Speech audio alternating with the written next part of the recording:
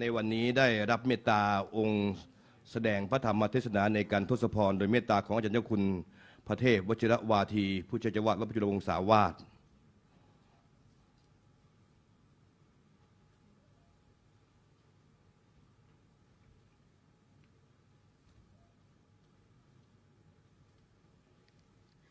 เรียนเชิญแขกผู้มีเกียรติทุกท่าน กล่าวคำบูชาพระ อาราธนาศีลและอาราธนาธรรมตามลำดับสืบไป อิมินาสการเรนะ พุทธังอภิปูชยา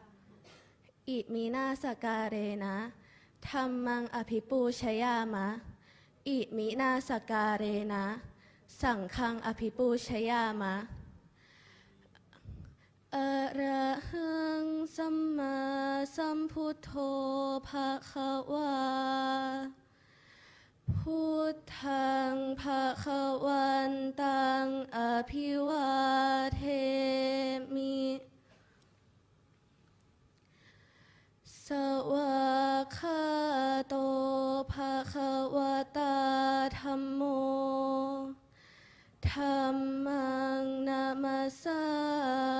มิสุปฏิปันโน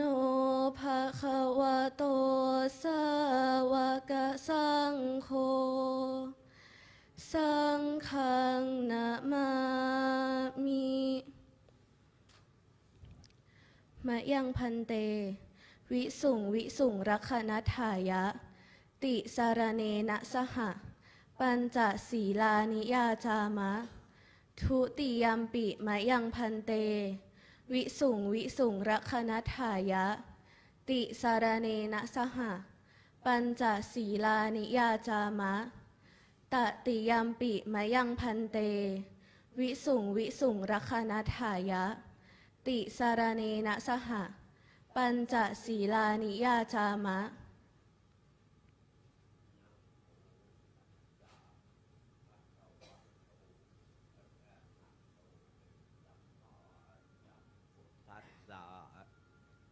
นะโมตัสสะภะคะวะโตอะระหะโต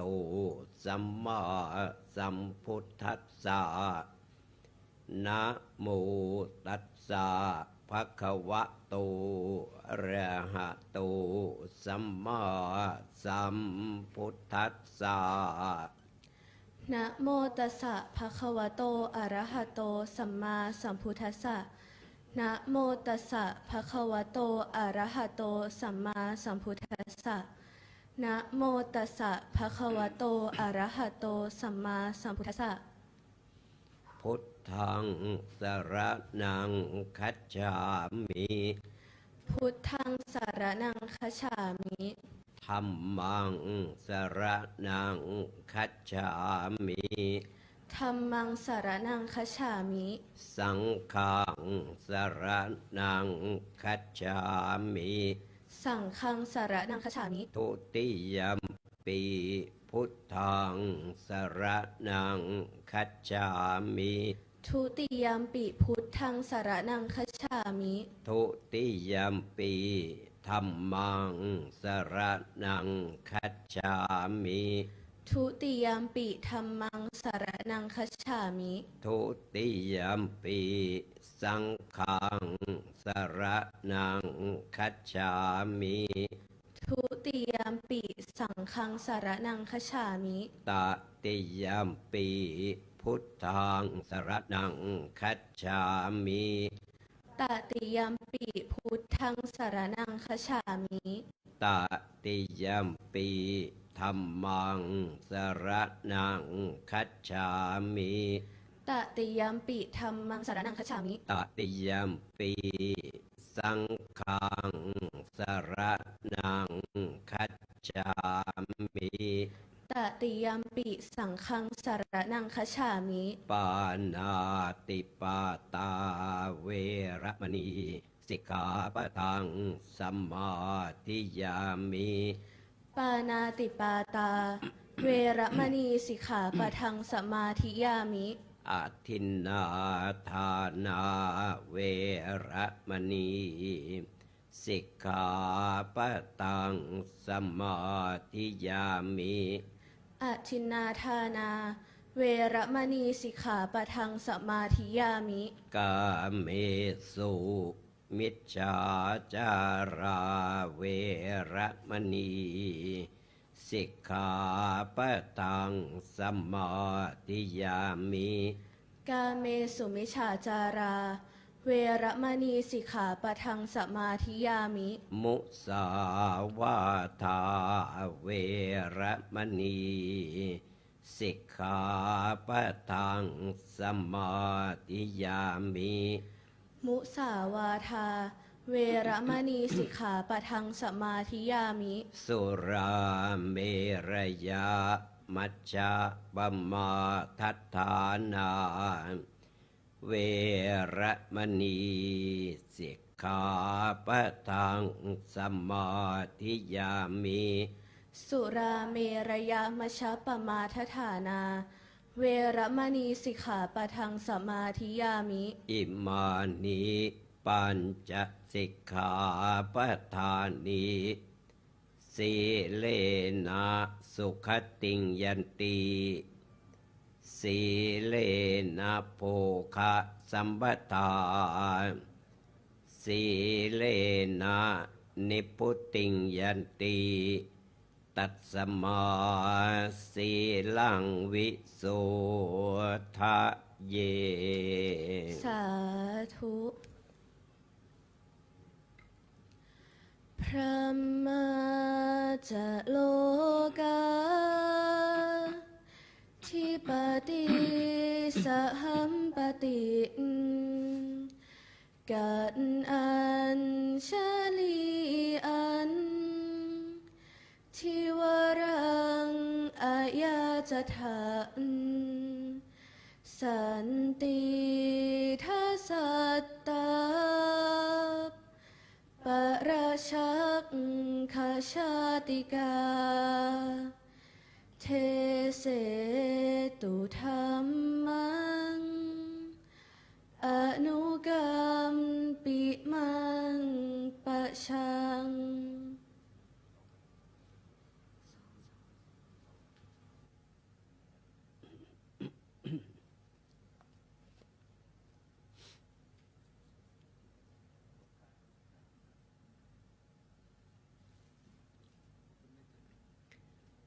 นะโมตัสสะภะคะวะโตอะระหะโตสัมมาสัมพุทธัสสะนะโมตัสสะภะคะวะโตอะระหะโตสัมมาสัมพุทธัสสะ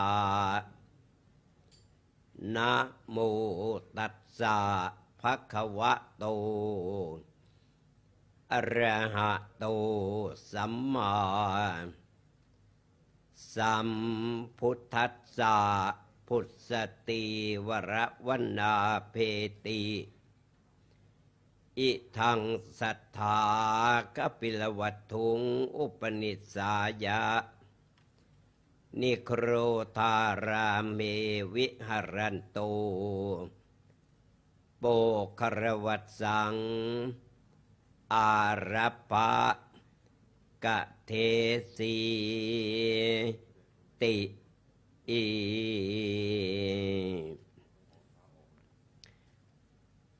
ณบัดนี้อาตมภาพจักได้แสดงพระธรรมเทศนา อัญเชิญชีวประวัติความเป็นมาขององค์สมเด็จพระบรมศาสดาสัมมาสัมพุทธเจ้า คราวครั้งที่พระองค์เสวยพระชาติ เป็นพระบรมโพธิสัตว์ นามบัญญัติว่าพระเวสสันดรทรงบำเพ็ญทานบารมี ทานะอุปบารมี และทานะปรมัตถบารมีเป็นยอดนักเสียสละของโลก มาชี้แจงแสดงโปรดท่านทั้งหลาย เพื่อเป็นการเสริมธรรม เสริมปัญญา เสริมบารมี ปรารภในโอกาสที่คณะสงฆ์วัดยานนาวา อันมีพระเดชพระคุณพระธรรมวชิรโมรี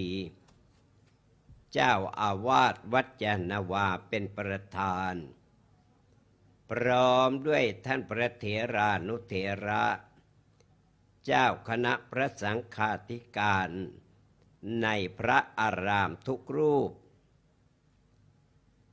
ได้จัดให้มีการแสดงพระธรรมเทศนา มหาชาติเวสสันดรชาดก4 ภาค เพื่อน้อมถวายเป็นพุทธบูชา และเฉลิมพระเกียรติ พระบาทสมเด็จ พระเจ้าอยู่หัวผู้ทรงพระคุณประเสริฐ สมเด็จพระนางเจ้าสิริกิติ์พระบรมราชินีนาถพระบรมราชชนนีพันปีหลวง สมเด็จพระนางเจ้าพระบรมราชินี และพระบรมราชจักรีวงศ์ทุกพระองค์ เป็นที่ประจักษ์โดยทั่วไปแล้วว่าคัมภีร์มหาชาติ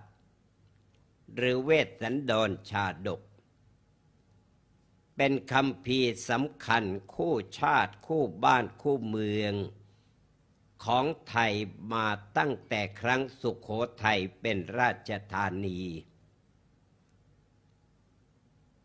พระมหากษัตริย์ของไทยในยุคนั้นคือพระมหาธรรมราชาฤทัยทรงมีความเลื่อมใสในพระบรมพุทธศาสนา และทรงยกย่องคัมภีร์มหาชาติว่าเป็นคัมภีร์แห่งชีวิตเป็นคัมภีร์ศักดิ์สิทธิ์สำคัญคู่ชาติคู่บ้านคู่เมืองเพราะ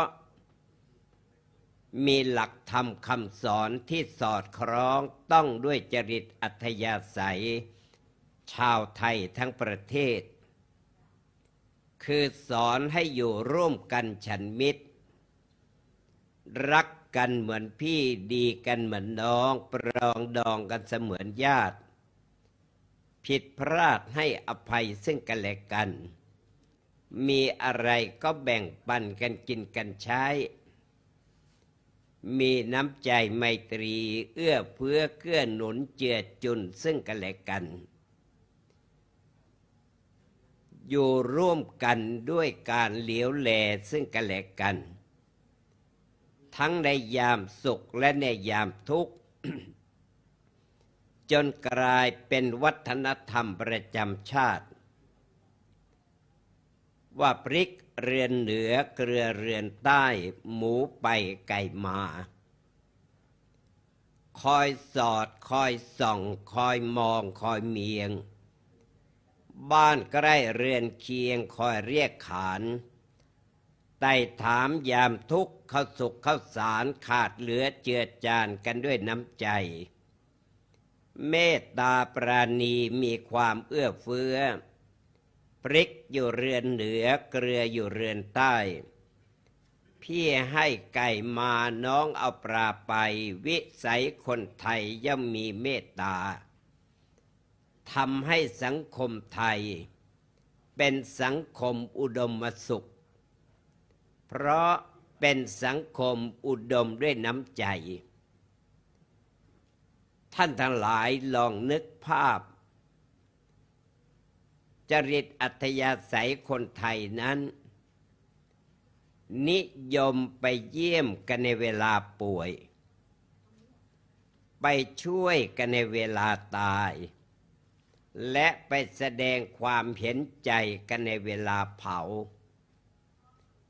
จนกระทั่งเกิดคำกล่าวติดปากมาแต่โบราณว่า อันคนดีมีน้ำใจนั้นเจ็บเยี่ยมไข้ตายเยี่ยมผีมีช่วยเหลือ จะรู้ได้ว่าใครมีน้ำใจมากน้อยเพียงใด ก็ดูในยามจน ในยามเจ็บ และก็ในยามจากยามป่วยไข้จะรู้ได้ว่าใครรัก ยามทุกข์หนักจะรู้ได้ใครสงสาร ยามไม่มีจะรู้ได้ใครให้ปัน ยามเบิกบานจะรู้ได้ใครยินดี ยามตกอับจะรู้ได้ใครช่วยแก้ ยามพ่ายแพ้จะรู้ได้ใครคิดหนี ยามทุกข์หนักจะรู้ได้ใครปราณี สิ้นชีวีจะรู้ได้ใครแสดงน้ำใจ ประเทศไทยของเราในช่วงนี้ ประสบอุทกภัย คือภัยจากน้ำท่วม เดือดร้อนหลายจังหวัดและหลายอำเภอ คนไทยก็มีน้ำใจ เอื้อเฟื้อเกื้อหนุนเจือจุนซึ่งกันและกัน ไปช่วยเหลือกันในทุกๆด้าน ดังที่ประจักษ์ซึ่งไม่มีชาติใดในโลก ที่จะแสดงน้ำใจอย่างล้นหลามเหมือนกับสังคมไทย การที่คนไทยมีจริตอัธยาศัยเช่นนี้ก็เพราะอานุภาพของคัมภีร์มหาชาติเวสสันดรชาดก หรือจริตอัธยาศัยของพระบรมโพธิสัตว์เวสสันดร เราจึงเห็นคุณเห็นค่า จัดให้มีเทศมหาชาติกันเป็นประจำตั้งแต่ครั้งสุโขทัยเป็นราชธานี มาศรีอยุธยามาธนบุรี จนกระทั่งถึงกรุงรัตนโกสินทร์ว่าไปแล้วไม่ต่ำกว่า800 ปี เทศกันทุกภาค เทศทุกจังหวัด และทุกวัด สมัยก่อนเทศตั้งแต่ในรั้วในวัง แล้วขยายมาตามวัด ปัจจุบันก็ตามสถานศึกษาต่างๆ ได้จัดให้มีเทศมหาชาติ คัมภีร์มหาชาติรู้จักกันอยู่ใน3 ชื่อ จะเอ่ยชื่อใดชื่อหนึ่งก็เรียกว่ารู้โดยทั่วไป คือ1เรียกว่ามหาชาติ 2เรียกว่าเวสสันดรชาดก 3เรียกว่าเทศ6 กษัตริย์ มหาชาติเวสสันดรชาดก6 กษัตริย์ เพียงแต่ว่าถ้าต่างภูมิภาคก็อาจจะเรียกแตกต่างกันไปบ้าง เช่นกรุงเทพภาคกลางและภาคใต้จะเรียกเหมือนกัน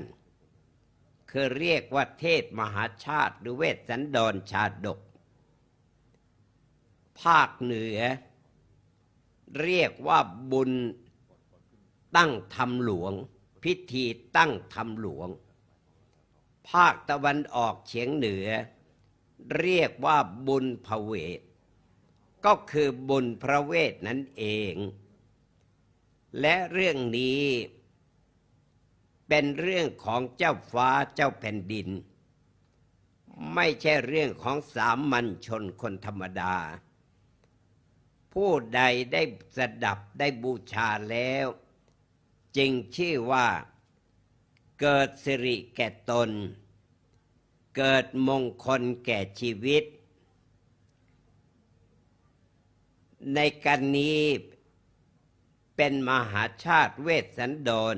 ตอนที่หนึ่งหรือกันที่หนึ่งเรียกว่ากันทศพรเป็นเวสสันดรตอนต้นกันที่หนึ่งประดับประดาไปด้วยพระคาถา19พระคาถาเป็นพระนิพนธ์ในสมเด็จพระมหาสมณเจ้ากรมพระประมาณุชิตชิโนรสองค์รัตนกวีศรีสงไทยและรัตนกวีเอกของโลกวัดพระเชตุพนท่านทั้งหลายในกันทศพรนี้คำว่าทศพรมาจากคำว่าทักษะบวกกับวระทศพรแปลว่าพร10ประการหรือสิ่งประเสริฐสิ่งที่ดีเลิศ10ประการผู้ใดได้บูชามหาชาติกันทศพรญาติโยมฟังให้ดีนะ เพราะเป็นกันแรกเวลาเป็นอะไรก็จะเป็นก่อนเวลาได้อะไรก็จะได้ก่อนและได้อะไรก็จะได้แต่ของดีๆของประเสริฐของล้ำเลิศแม้แต่ตำแหน่งหน้าที่ก็จะได้ตำแหน่งดีๆกันนี้19พระคาถาเลขเป็นมงคลเลข1กับเลข9เลข1บ่งบอกว่าเป็นอะไรก็จะเป็นที่หนึ่งและคาถาเลขตัวหลังคือเลข9บ่งบอกถึงชีวิตจะประสบความก้าวหน้าถ้าประกอบธุรกิจกิจการก็เจริญรุ่งเรืองก้าวหน้ามีกำไรถ้าเป็นข้าราชการยศก็จะขยื่นเงินเดือนก็จะขยับอานิสงส์ของผู้บูชากันทศพรซึ่งกันนี้พระเดชพระคุณพระธรรมวชิรโมรีเจ้าวาดวัดยานาวาพร้อมด้วยสถาบันแม่ชีวัดยานาวาโดยแม่ชีสุวรรณากิจพ่อค้าหัวหน้าสถาบันและคณะพร้อมด้วยญาติโยมสาธุชนผู้มีเกียรติอีกเป็นอันมากต้องขออภัยไม่สามารถจะอ่านได้ทั่วถึงเพราะตั้งครึ่งหน้ากระดาษเอาว่าทุกท่าน มีศรัทธาประสาทะบูชาในกันนี้เรื่องมหาชาติผู้ที่นำมาเทศเป็นครั้งแรกก็ได้แก่พระพุทธเจ้าแสดงครั้งแรกก็ไม่ได้แสดงที่วัดยานาวาของเราแสดงที่วัดต้นไทรหรือวัดนิโครธารามกรุงกบิลพัสดุผู้ฟังชุดแรกนั้นได้แก่พระประยุรญาติและภิกษุพระพุทธเจ้าทรงเล่าถึงชีวประวัติในปัจฉิมชาติก่อนแต่จะได้อุบัติมาเป็นพระเวสสันดร ความโดยสังเขปจักได้แสดงโปรดท่านทั้งหลายในเนื้อความสืบต่อไปณกาลบัดนี้ อติเตภิกขเวดูกระสงฆ์ทั้งหลายในอดีตการล่วงแล้วแต่ปางหลังยังมีบรมกษัตริย์พระองค์หนึ่ง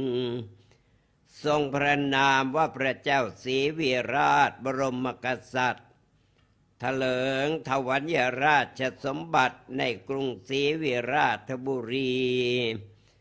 พระองค์มีพระราชบุตรพระองค์หนึ่งนามว่าสนชัยราชกุมารครั้นทรงวัฒนาการเจริญวัยสมเด็จพระราชบิดามอบสิริราชสมบัติให้ครอบครองพระพาราศรีวิราชบุรี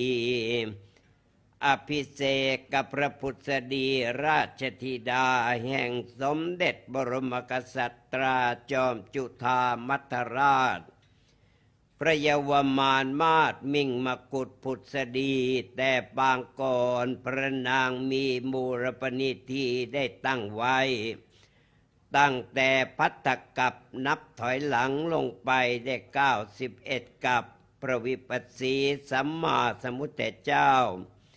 ได้มาอุบัติในโลกพระองค์เสด็จประทับอยู่ในพระวิหารเขมมฤคทายวันใกล้พันธุมดีมหานครกาลครั้งนั้นกษัตริย์พระองค์หนึ่งเสวยราชสมบัติในนครอันเป็นเขตขึ้นนครพันธุมดีทรงมาซึ่งสุวรรณมารีวิมลมาศราชบรรณาการกับทั้งรัตตจันทนสารแก่นจันแดง มาถวายแด่พระเจ้าพันธุมราชพระองค์ก็ประสาทจันทนสารให้แก่พระพุทธดีสุวรรณมารีดอกไม้ทองพระองค์ประทานให้แก่พระธิดาผู้น้องด้วยความเสน่หาส่วนพระราชธิดาทั้งสองก็มาตริตรองการเห็นแท้ว่ามิได้เป็นแก่นสารที่จะประดับในกายควรจะนำไปถวายเป็นพุทธบูชาสองพระราชธิดาจึงกราบทูลแด่สมเด็จพระปิตุราชพระองค์ก็ทรงพระอนุญาตยอมอนุโมทนาด้วยพระราชธิดาทั้งสองพระองค์ฝ่ายพระราชบุตรีผู้พี่นั้นก็ให้บทแก่นจันทร์เป็นวิเลปนะเครื่องรูปไร้ใส่ลงในพระอบทองอันบรรจงวิจิตรฝ่ายพระคณิษฐนารีผู้น้องน้อยก็พลอยมีศรัทธาจึงเอาสุวรรณมาลาดอกไม้ทองให้นายช่างประดิษฐ์กลองกระทำเป็นสุวรรณมาลาเครื่องประดับอุรพางแล้วพระนางโปรดให้สาวใช้หยิบยกไปสู่พระวิหารสรีรังปูเชตวาฝ่ายพระเยาวมารราชธิดาองค์ใหญ่นั้นก็บูชาพระทศพลด้วยจุนจันทร์ที่เหลือนั้นก็เรียรายปรายโปรยในสถานที่พระคันธกุฎีพระนางก็ตั้งพระปณิธานวาทีด้วยบาทพระคาถาไว้เอสาจันทนจุนเนนะปูชาตุมเหสุเมกตาพันเตข้าแต่สมเด็จพระผู้ทรงพระภาคเอสาปูชาอันว่าการสักการบูชาอันข้าพระพุทธเจ้ากระทำในพระองค์ด้วยพงจุนแก่นจันนี้ขอให้ข้าได้สมความยินดีเป็นพระพุทธมารดาพระพุทธเจ้าพระองค์ใดพระองค์หนึ่ง ในอนาคตการอันทรงพระคุณวิเศษญาณปรากฏเหมือนดังพระองค์ชนีส่วนพระกนิษฐานารีผู้น้องก็นำมาดอกไม้ทองเครื่องประดับอุราบูชาสมเด็จพระบรมศาสดาแล้วก็ตั้งปณิธานความปรารถนาในที่เฉพาะพระพักตร์พระวิปัสสีสัมมาสัมพุทธเจ้าพระนางกล่าวเป็นบาทพระคาถาว่าพันเตสุวรรณมารายะมายาตวังปูชิโตอสีพันเตข้าแต่พระองค์ผู้ทรงทศพรยานเดชะกล้าวกระหม่อมชานกระทำสักการบูชาแก่พระองค์ด้วยสุวรรณมารีเครื่องประดับสำหรับอุระนีขอให้บุญญาราศีตกแต่งสำเร็จความปรารถนาให้ลายลักษณวราบุพภาชาติพิเศษเกิดปรากฏในอุรประเทศแห่งข้าพระบาทสมเด็จพระโลกนาถก็ตรัสอนุโมทนาโดยบาทประคาถาดังนี้วยาเจตทวีหิตุมเหหิปูชาไมหังปฏิทิตาโดยพระบรมพุทธภาษิตว่าอันว่ามโนปณิธานความปรารถนาดังนี้ที่ท่านทั้งสองตั้งไว้เป็นอันดีในสำนักตถาคตขอจงให้สำเร็จสมมโนรสแก่ท่านทั้งสองด้วยพระรานิสงส์ซึ่งได้กระทำพุทธบูชาพระราชธิดาทั้งสองพระองค์ก็ทรงอภิรมย์เปรมปรีถวายนมัสการลาสมเด็จพระชินสีห์แล้วก็เสด็จกลับยังปราสาทพระพี่น้องสองราชนารีก็เกษมศรีเสวยสมบัติสิ้นการช้านานเมื่อสิ้นพระชนมายุก็บังเกิดในสวรรค์ครั้นอวสานที่สุดชาติพระราชธิดาผู้พี่ก็ได้เป็นพระบรมพุทธชนนีสมพระปรารถนาทรงพระนามว่าพระนางสิริมหามายาราชเทวีส่วนพระกนิษฐากุมารีผู้น้องนั้นครั้นจุติจากสวรรค์ก็ได้มาบังเกิดในคัตติยพันธ์เป็นพระราชธิดาพระเจ้ากิกิราชในศาสนาพระพุทธกัสสปะชินสีห์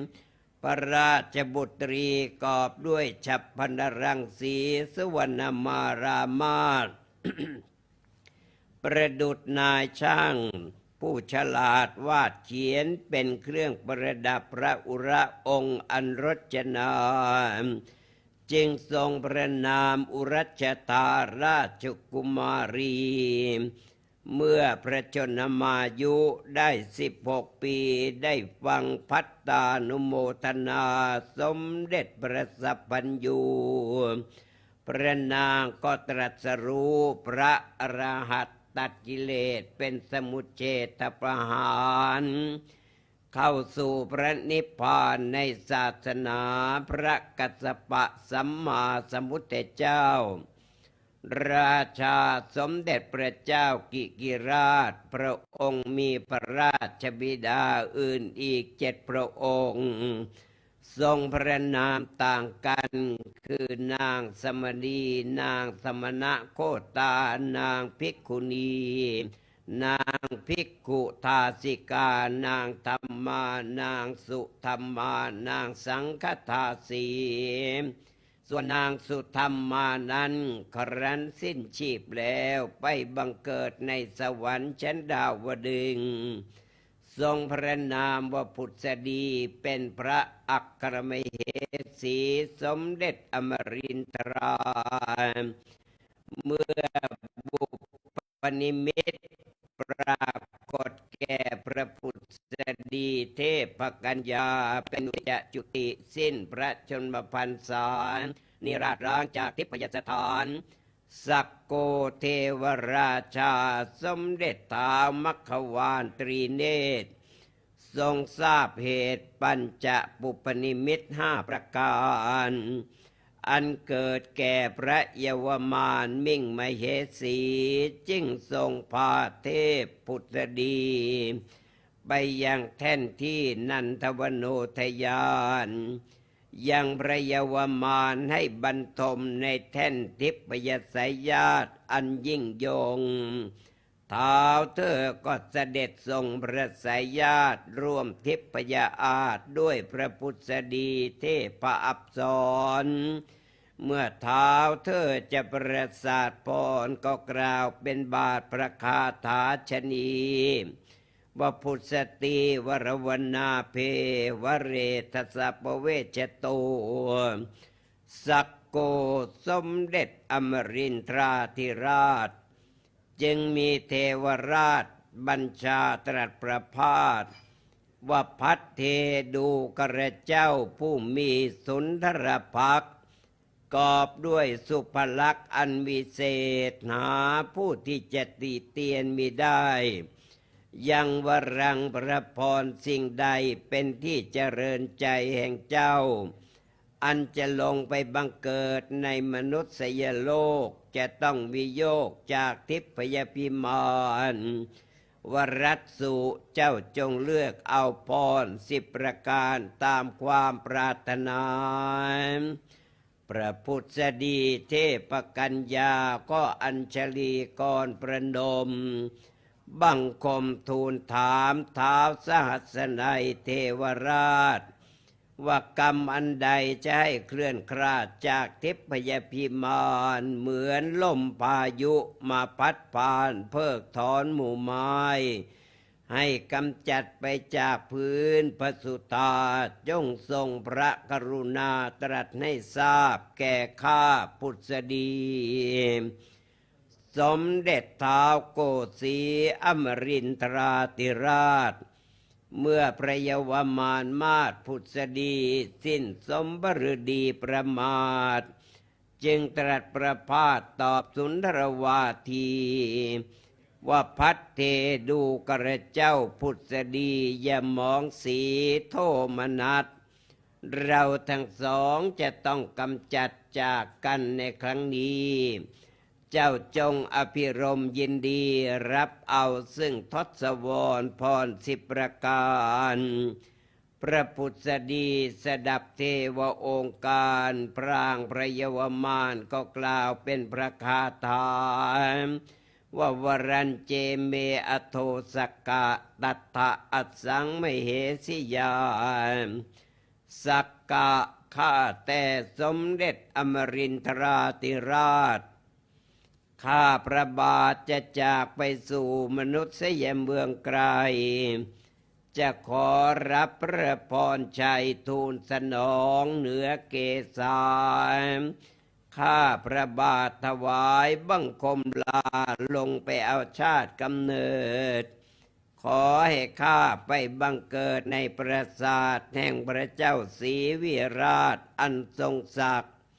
มีพระราชอาณาจักรปกแผ่ไปในสกลชมพูทวีปให้หมู่ประชาชนอยู่เป็นสุขสำราญเกษมสารชื่นชมพระพรนี้เป็นปฐมขอให้สมดังปรารถนานี่ละเนตตาขอให้ข้ามีดวงเนตรทั้งสองดำเป็นสีเหมือนหนึ่งตามฤกขีลูกเนื้อทรายอันเกิดได้ขวบปีปลายเป็นกำหนด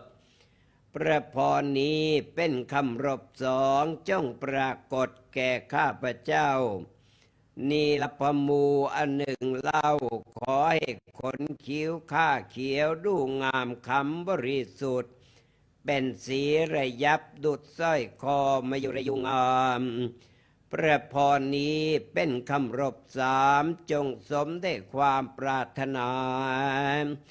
พุทธตีนามนาเมนะข้าแต่สมเด็จอมรินทราธิราชนามกรข้าพระบาทจงชื่อว่าพุทธดีพระพรนี้เป็นคำรบสี่จงประสิทธิ์ดังประสงค์ปุตตังละเพทะขอให้ข้าพระองค์มีพระโอรสทรงพระเกียรติยศยิ่งกว่ากษัตริย์ในสากลทรงพระราชศรัทธาเพิ่มพูนกุศลแก่หมู่ประชาชนทุกขอบเขตขันธสีมาอาณาจักรพระพรนี้เป็นคำรบห้าข้าผู้บริรักษ์ต้องประสงค์เมื่อข้าพระองค์ทรงพระคันพระโอรสอย่าให้คันข้าพระบาทปรากฏนูนเหมือนสตรีทั้งมูลดูเวทนาจะปังวะลิขิตังสมังให้มีคันโอรสาดูงามพร้อมเหมือนคันธนูดูระม่อมอันนายช่างฉลาดเหลาเกลี้ยงกล่าวพร้อมเสมอสมานพระพรนี้เป็นคำรบ6ประการจงสำเร็จแก่ข้าพเจ้าธนาเมนับประวัติใต้ยุงอันหนึ่งเล่า อยู่คนละฐานทั้งสองของข้าพระบาทเมื่อทรงคัญญวิปราชแปรผันดำปรากฏแม้พระบรปิโยรสจะเสวยทุกวันทุกเวลาอย่าคล้อยเคลื่อนเลื่อนลดลงมาจากพระสวงให้เต่งตั้งดังประทุมบัวหลวงงามบริสุทธิ์วิเศษเศษพระพรนี้เป็นคำรบ7ขอให้ลุดังปรารถนาปริตานัดสันตุอันหนึ่งขอให้เส้นเกษาสีดำคลับสลับสรวยบริสุทธิ์ประดุจสีปีกแมลงค่อมทองเป็นมันระยับย่องควรจะทัศนาพระพรเป็นคำรบ8ขอให้สมเจตนาชนี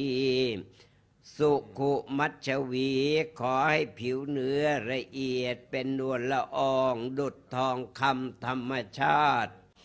สกุลกายใสสะอาดดูผ่องแผ้วหมดราคีพระพรเป็นคำรบ9นี้จงประสิทธิ์วัดชัญจาปิปโมจเยอันหนึ่งคนโทษทุจริตอันเข้มขันจะพินาศด้วยพระราชทัณฑ์ทำลายล้างชีวิตขอให้ข้าได้เปลื้องปล่อยปริดให้พ้นตายด้วยกำลังยศปริยายปัญญาญาณพระพรเป็นคำรบ10ประการเรียกว่าพระพรชัยสิทธิ์อันวิเศษข้าแต่ท้าวสหัสเนศเทวราชขอพระองค์จงโปรดประสาทให้แก่ข้าพเจ้าผู้เป็นบาทบริจาริกาสักโกสมเด็จอมรินทราธิราชได้ทรงฟังพจนาสุนทรวาจาอันนางพุทธดีเทพกัญญาทูลขอทศวรพร10ประการก็ตรัสพระราชทานพรด้วยพระคาถาดังนี้วเยเตตสวราทินามยาสัพพังคโสพเนพัทเทดูกระเจ้าพุทธดีผู้มีสุนทรภักดิ์พร้อมด้วยสัพพลักษณวิไลเลิศเยเตทสวราทินาวรพรพิเศษประเสริฐสิ่งทั้ง10ประการที่เราประทานประสิทธิ์ให้พระพรนั้นไซเจ้าจักได้สำเร็จเสร็จสิ้นทุกประการในพระราชฐานแว่นแคว้นแดนอาณาจักรจอมนาถแห่งสมเด็จพระเจ้าศรีวิราชนั้นเถิดภิกขเว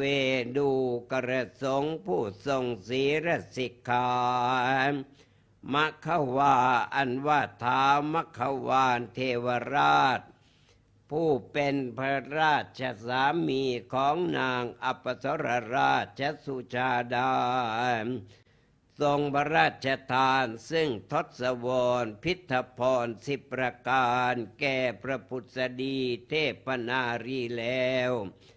ก็ทรงเกษมสารโสมนัสสะผ่องแผ้วปรีดา ด้วยพระไทยอนุโมทนาในกาลบัดนี้ แล้วแลทัสวรวรรณนานิติตา ประดับประดาด้วยพระคาถา19 พระคาถา อาตมภาพได้ชี้แจงแสดงมาสมสมัยได้เวลา ขอยุติพระธรรมเทศนาลงคงไว้ แต่เพียงเท่านี้ เอวังก็มีด้วยประการฉนี้ สาธุ